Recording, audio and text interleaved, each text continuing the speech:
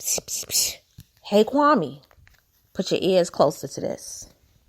Yeah, a little bit closer. Now you understand and see why black people was angry over the Kyle Rittenhouse verdict. Now you see why we was talking about how he should be prosecuted and how this man or kid, he was a kid, was a white supremacist at hand, and how we said if this young man is acquitted, it will set a precedent for others just like him in his age bracket to do the very same thing that he himself was interrupted in doing. You want to know what that is, Kwame Brown?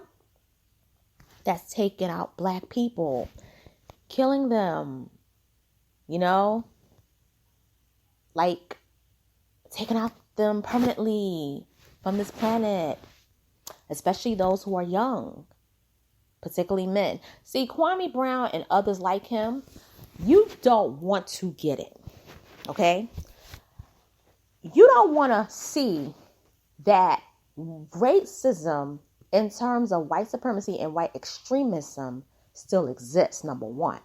And number two, you want to still make the false equivalence of, well, black people kill other black people every day. Look at the inner cities. Look at the crimes.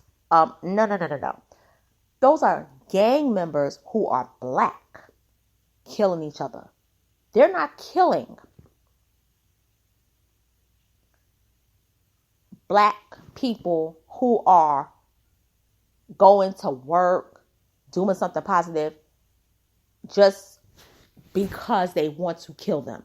They're killing each other. What it is that they're reckless with it, and I hate it that innocent people get caught up in it. Innocent people as in adults and even kids. It's not excusing their behavior, but you cannot compare the killings committed by gangs and drug dealers in the same breath as those who are killing in the name of racism. They're still wrong, but the racism is bad. These gangs are not killing each other because they hate black people. It's gang turf. It's stupid and it's wrong and it's idiotic. Drug dealers. It's underworld activity that should not even be happening at the forefront. But the bad thing about it is that these people do it because they want to catch their target. It's dumb and it's idiotic and they need to go to jail. But why I'm mentioning Kwame Brown is because Kwame Brown was the most high-profile person besides Candace-Owens who defended Kyle Rittenhouse. And Kyle Rittenhouse, he needed to go to jail. But Kwame Brown was very happy when he was acquitted. I'm going to post a video on the link. Now, other black people, they didn't understand why we were very much up in arms when he was found not guilty. Here's the reason why, for the 100th time. Kyle Rittenhouse went to Kenosha not to help the victims. He went there to use that as a cover to really kill young black people, particularly black men. During the whole day that he was there, he was following particular young black men who were not bothering anyone, who was out there protesting. And he was carrying the AR-15, the very weapon that Peyton Gendron was carrying, and he was following them. But every time he got closer, the very black guys that he had followed would turn around and was like, yo, what's up? Why you stalking me? Why you following me? And he would run away. What occurred is that when he got real close up on two black men and they turned around and they pretty much, realized what was up, 3 white men intervened. 2 of them lost their lives in the battle. They were protecting those black men. Kyle Rittenhouse was not shooting them and said those men in self-defense. He was shot them as a reaction because they interfered in what he went there to do, which was to kill black men, particularly those who are young. Why I say this is because if you look at the videos and posters afterwards, what happened, he was taken to a bar to celebrate, even though he was 17 years old, And he was celebrating with none other than the Boogaloo Boys, those same Boogaloo Boys who was out there during the January 6th insurrection. Now, going back to Kwame Brown, Kwame Brown is down with those very alt-white white people in terms of their beliefs. I actually think he may be a member of one of those groups that accepts black people. Hence why he's always wearing that duck gear with like the camouflage coat. And then also he wears he wears the hat. And then he carries, he's always outside shooting, and he usually wears that. But then he also carries that flag. And when people do this a lot, and one of my subscribers who has a YouTube channel, I want to shout him out. I can't think of his name at the moment, and I apologize about this, but he did an excellent video about this. And when I retrieve his name, he's from Chicago. He has a degree in communications, and he's a Kappa Alpha Psi. Shout out to that brother. He's a subscriber of mine, and I'm a subscriber of his. That young man hit it right on the head. He basically said he was out there to basically, and I'm talking about Kyle Rittenhouse, to kill people, to kill black people. But Kwame Brown believed in that rhetoric and supported it. Hence why he supported who?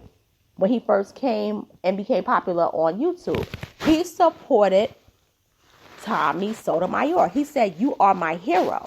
The things that you say, I believe." That is why he basically, for a year, he was cool with him until they had that falling out over Kwame Brown going to be interviewed by Candace Samuels. Tommy wasn't feeling it. Otherwise, Tommy not only would never beef with him, Tommy would still be on YouTube. And that's the thing that a lot of the YouTubers who are fans of Kwame Brown, they don't really realize it. This man is not for white or black. He's not for black, he's not for black power, definitely. But he also spoke bad about Breonna Taylor. He basically said that she brought it on herself. That's really, when I heard that, that's really when I had to say, bye-bye, I'm going to leave you alone for good. Because really, wait, hold up. Because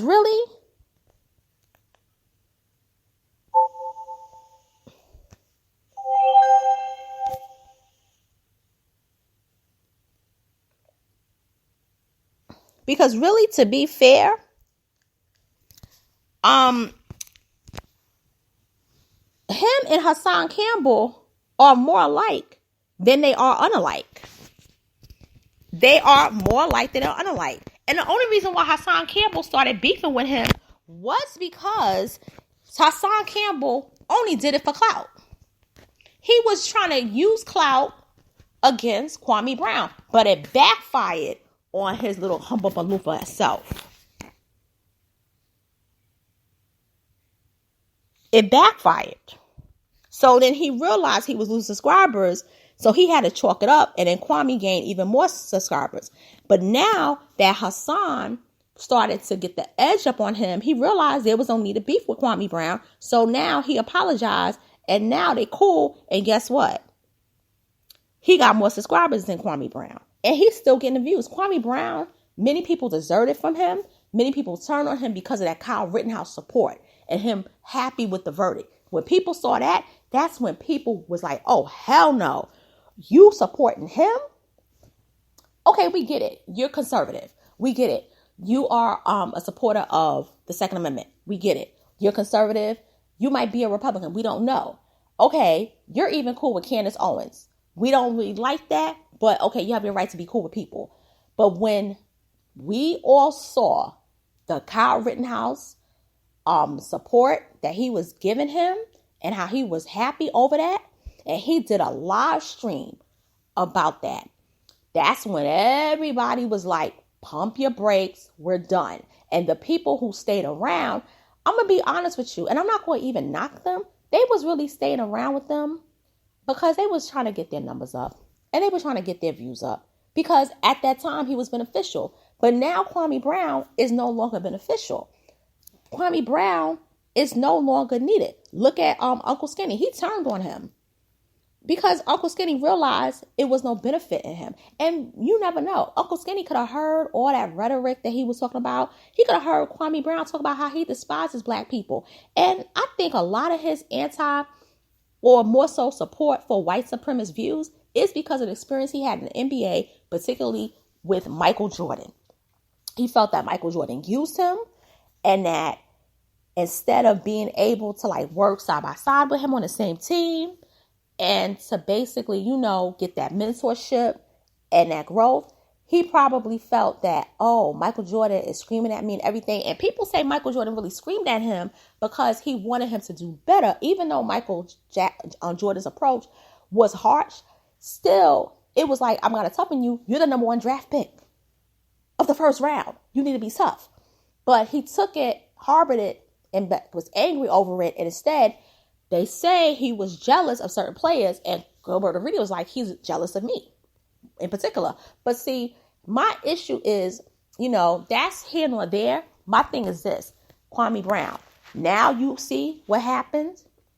What Kyle Rittenhouse didn't finish, Peyton Gendron, he completed. And for all you black people that supported the Kyle Rittenhouse verdict, or the ones who basically was like, oh, black people should mind their business, this has nothing to do with us. Now you see the results. Now you see what we was talking about. And to the people like Candace-Owens, because I'm going to get to her. I'm going to get to her before I go to bed. Oh, I'm going to get to her. Because that one right there, and shout out to the amazing Lucas, because he said, I witnessed her in groups of white racist right wingers, okay? These racists that infiltrated the Republican Party, they tell her what to say. That's why a lot of them don't like Lucas, because he said they're not even real conservatives. They're doing it basically for the bag. They're doing it because they're being controlled, and they're even told what to say. When you hear, like, I'm not talking about Kwame Brown. I think Kwame Brown more so says it on his own. But Candace, she's another one. She basically does it because, according to Amazing Lucas, she's control opposition. But back to Kwame Brown. Kwame Brown, this is the reason why you lost subscribers. In terms of the amount you had. When I really started listening to Kwame Brown had 418,000 subscribers, okay? Then it went down somewhat. Then it was trying to pick it back up. Then it went down because people, I guess, kind of started seeing what was going on. They probably saw his old videos.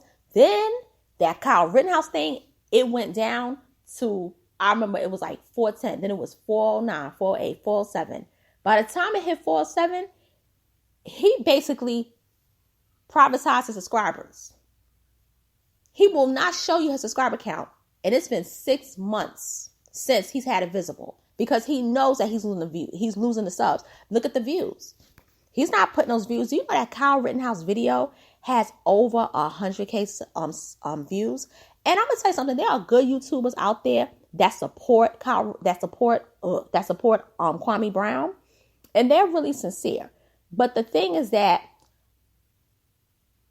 we can't ignore that part of him. We can't ignore that he supported a white supremacist. We can't ignore that. And then we can't ignore that he spoke bad about Breonna Taylor. We can't. And we can't ignore his questionable praise for Candace-Owens. And why he dresses like those white nationalists that live up in those mountains, the same ones that Peyton Gendron was influenced by, that he did what he did. The same ones that he was reading their rhetoric. They dress like that. Gotta ask yourself these questions. So Kwame Brown, now you understand why many blacks spoke out against the Kyle Rittenhouse verdict. If you don't get it, hey, you'll understand. Maybe not today, maybe not tomorrow, maybe not this month, maybe not this year. But you will understand. And then you'll probably say, we were right all along.